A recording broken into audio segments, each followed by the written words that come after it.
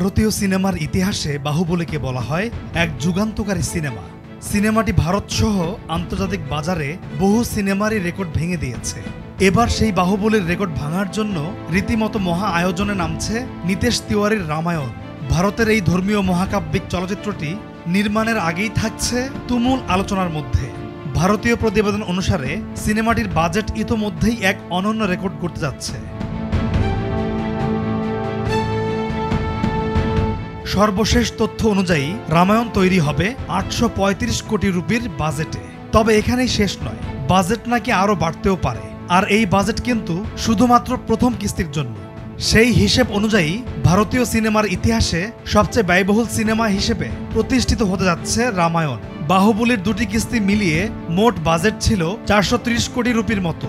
তাই বাজেটের দিক থেকে মাত্র একটি পর্বেই বাহুবলীর দুইটি পর্বের বাজেটকে ছাড়িয়ে যাচ্ছে রামায়ণ সিনেমাটি। তবে একাধিক প্রতিবেদন অনুসারে শুটিং শুরু হতে না হতেই বিপাকে পড়ে রণবীরের রামায়ণ। এর আগেও শোনা গিয়েছিল অর্থের কারণে প্রায় বন্ধ হতে বসেছিল সিনেমাটির শুটিং। সেই সমস্যা কাটিয়ে সম্প্রতি রামায়ণের শুটিং শুরু করেছেন পরিচালক নিতেশ তিওয়ারি। এমনকি কয়েকদিন আগে শুটিং ফ্লোর থেকে ফাঁসও হয়েছে রণবীরের রাম অবতারের ছবি। সীতা রূপে দেখা গেছে সাই পল্লবীকে। জানা গেছে রামায়ণের সত্ত্ব মালিকানা নিয়ে দুই প্রযোজনা সংস্থার মধ্যে অশান্তি চলছে, আর এ কারণেই নাকি আটকে যেতে পারে রামায়ণের পরবর্তী শুটিং।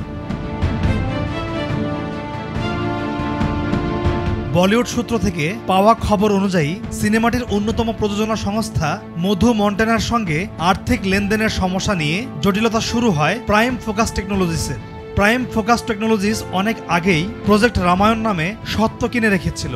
তা মন্টেনার প্রযোজনা সংস্থাকে বিক্রির সময় যে অর্থের কথা হয় তা সে পায়নি। অন্যদিকে মন্টেনার প্রযোজনা সংস্থার কথায় প্রজেক্ট রামায়ণ একেবারেই তাদের। এই তর্কের মাঝে পড়েছেন এই সিনেমার সহপ্রযোজক এবং দক্ষিণী তারকা যশ।